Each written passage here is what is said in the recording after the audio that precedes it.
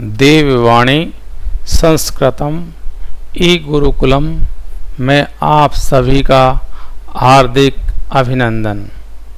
हम सुखनासोपदेश पढ़ रहे हैं। बीए भाग द्वितीय का जो प्रथम पेपर है, इसमें जो हमारे पाठ्यक्रम में सुखनासोपदेश लगा हुआ है उसका हम निरंतर अध्ययन कर रहे हैं। मैं डॉक्टर वीरेंद्र कुमार जोशी, सह आचार्य संस्कृत, गौरी देवी राजकीय महिला महाविद्यालय अलवर। इस सुखनासोपदेश में इससे पहले हम जो गद्यांश पढ़ा था उस गद्यांश की हम अर्थ भी देख चुके हैं, अनुवाद भी देख चुके हैं, व्याख्या भी देख चुके हैं।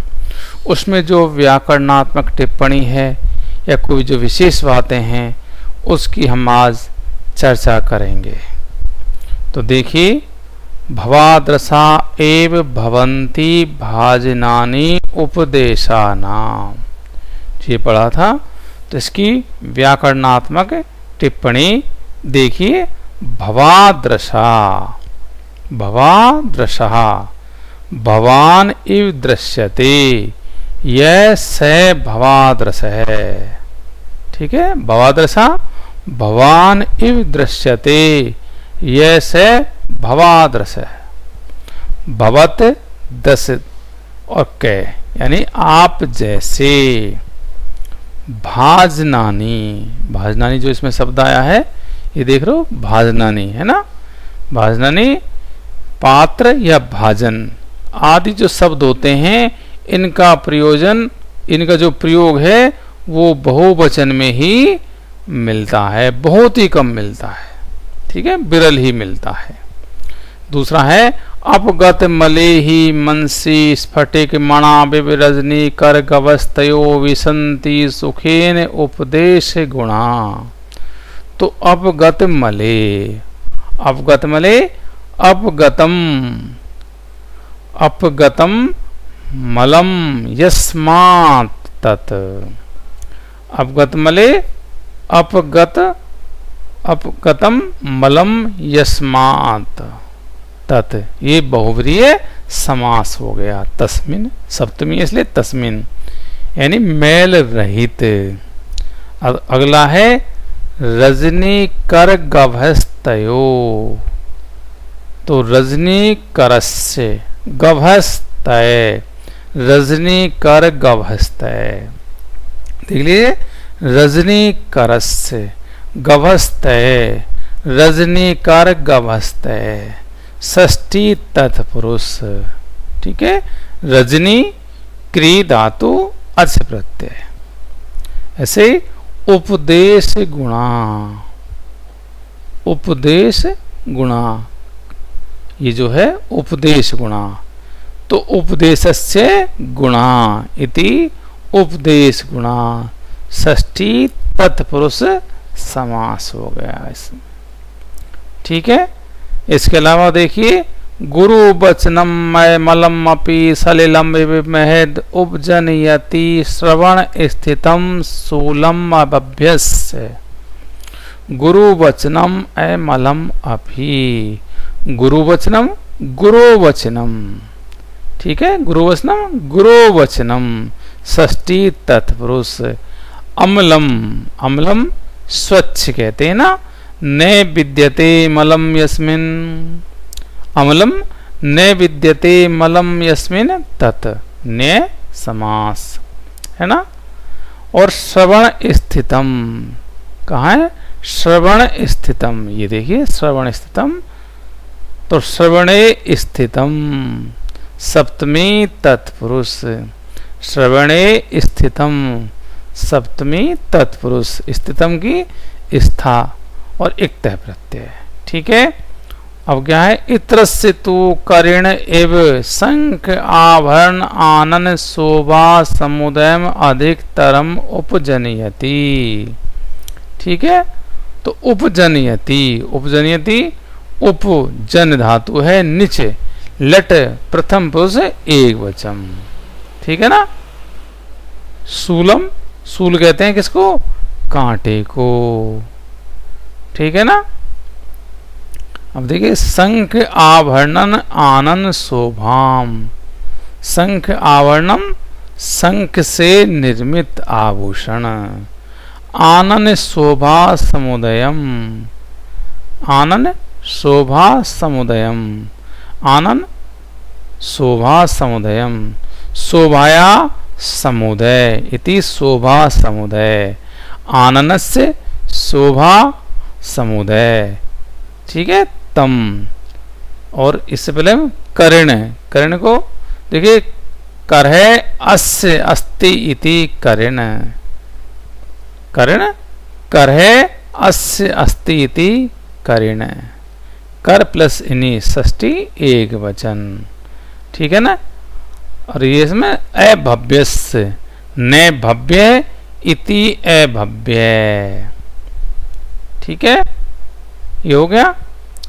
तो यहां पर ये कह रहा है भाई कि कलुषित चित्त वाले व्यक्ति पर उपदेश के प्रभाव का विवेचन, दोबारा से देख लीजिए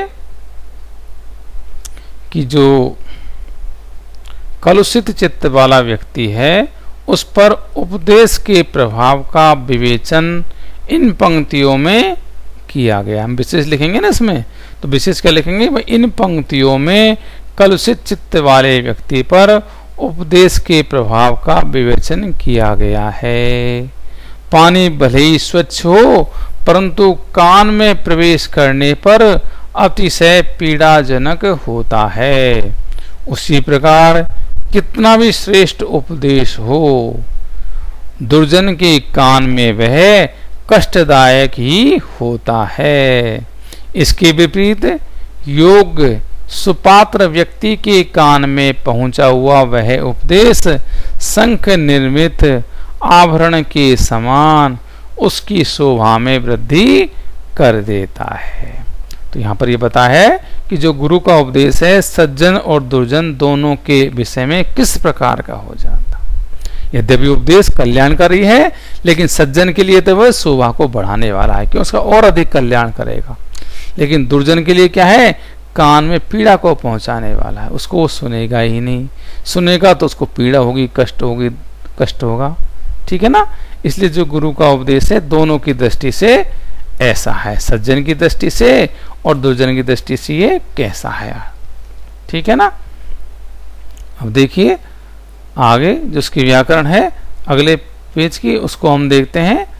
हरति च सकलम अति मलिनम अंधकारम विदोष जातम प्रदोष समय निशाकर इव। गुरु उपदेश है प्रसम हेतु वैर परिणाम इव पलित रूपेण से जालम मय मलि कुर्वन गुण रूपेण तदेव परिणमयति अयमेव चानास्वादित विषय रसस्य ते कालय उपदेशस्य। ठीक है ना। तो देखिए कर प्रदोष समय निशाकर इव, ये देखिए प्रदोष समय निशाकर इव। तो यहां पर एक प्रदोष समय, प्रदोष समय, प्रदोष समय निशाकर है, प्रदोष समय निशाकर है, षष्ठी तत्पुरुष। ठीक है। प्रदोष कालीन चंद्रमा, प्रदोष जो रात्रि का आरंभ काल होता है उसे हम प्रदोष कहते हैं। दोष जातम, दोषानाम जातम, षष्ठी तत्पुरुष, दोष जातम दोषानाम जातम, षष्ठी तत्पुरुष। अर्थ क्या है, दोषों का समूह। ठीक है। आगे गुरु उपदेश, गुरु उपदेश गुरु उपदेश है, गुरु उपदेश। उपदेश में उप दिश धातु घै प्रत्यय। ठीक है। प्रसम हेतु, तो प्रकर्षेण समय इति प्रशमय, प्रशम हेतु प्रकर्षेण समय इति प्रशमय, तस्य हेतु प्रशम हेतु। ठीक है, हो गया ना। तस्य हेतु प्रकर्षेण समय इति प्रशमय, तस्य हेतु प्रशमय हेतु षष्ठी तत्पुरुष, यानी शांति के प्रकर्ष का कारण वय परिणाम, वयसय परिणाम है षष्ठी तत्पुरुष। वय परिणाम वयसय परिणाम है षष्ठी तत्पुरुष। अर्थ है आयु की परिपक्व अवस्था अर्थात वृद्धावस्था। ठीक है। शिरसिज जालम, शिरसिज जालम तो बालों का समूह है ना, शिरसिज जालम बालों का समूह। तो शिरसी जायन्ते इति शिरसिजा, शिरसी जायन्ते इति शिरसजा, शिरसिजाम जालम इति शिरसी जालम षष्ठी तत्पुरुष। अयमली कुर्वन् अनमलम अमलम, कुर्वन् इति अमली कुर्वन्। ठीक है। अमल ची क्री सत्री, सफेद या स्वच्छ करता हुआ। परिणमयति, परिणमयति परिणम नीच लट, परिवर्तित कर देता है, बदल देता है ना। ठीक है। तो प्रस्तुत वाक्य में क्या बताया इन्होंने, उपदेश की जो तुलना है चंद्रमा से और कलुषित काम क्रोध लोभ आदि दो समूह की तुलना गाढ़ा जो गहना अंधकार होता है, गहरा घना, उससे की गई है। अतः यहाँ पर क्या है, श्लेष उपमा है। प्रथम पद जो बाह्य इंद्रियों के साथ अंतःकरण की शांति का द्योतक है। वृद्धावस्था जैसे पहले से विद्यमान वालों के कालेपन को सफेद रंग में बदल देती है, वैसे ही गुरु का उपदेश भी दोषों को गुणों में बदल देता है। ठीक है ना। अब देखिए आगे, अयम एव चनास्वादित विषय रसस्य ते काले उपदेशस्य। तो अनास्वादित है, अनास्वादित है विषय रसायन से, जिसने अभी तक इंद्रिय के विषय सुखों को उनका जो स्वाद है वो नहीं चखा है ऐसे। ठीक है ना। जिसने अभी तक इंद्रिय के विषय के जो सुख हैं उनके स्वादों को, सुखों के जो स्वाद है उसको जिसने अभी तक नहीं चखा है। ठीक है। तो यहाँ तो इससे व्याकरणात्मक हो गई, कुछ विशेष भी बातें हो गई और थोड़ी सी तो और देख लीजिए आप इसमें कि जो ये पंक्तियां बताई गई हैं जो ऊपर वाली हमने पढ़ी हैं, इन पंक्तियों में गुरु के उपदेश का एवं उपदेश योग्य पुरुष जो शिष्य होता है उसका वर्णन किया गया है कि गुरु का उपदेश कैसा होना चाहिए। ठीक है।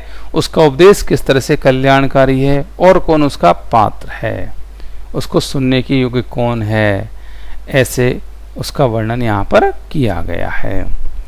जैसे स्फटिक मणि होती है, पारदर्शी होने के कारण उसमें चंद्र किरणों का प्रवेश संभव है। इसी प्रकार शास्त्र जल प्रक्षालन से स्वच्छ निर्विकार बुद्धि में ही गुरु उपदेश टिक सकता है, यह उसके कहने का अभिप्राय है। शंखाभरण ये क्या होता है, हाथियों का एक विशिष्ट कर्णाभूषण है। हाथी जो होते हैं उनका एक विशिष्ट कर्णाभूषण है। कहा जाता है कि हाथियों को दृष्टि दोष होने पर उसकी शांति हेतु कान में शंख का आभूषण बांध दिया जाता है। ठीक है ना। तो ये इसकी व्याकरणात्मक टिप्पणी हो गई, कुछ ये विशेष हो गया जो आपने सुना, हमने इसकी चर्चा की। जयतु संस्कृतम जयतु भारतम।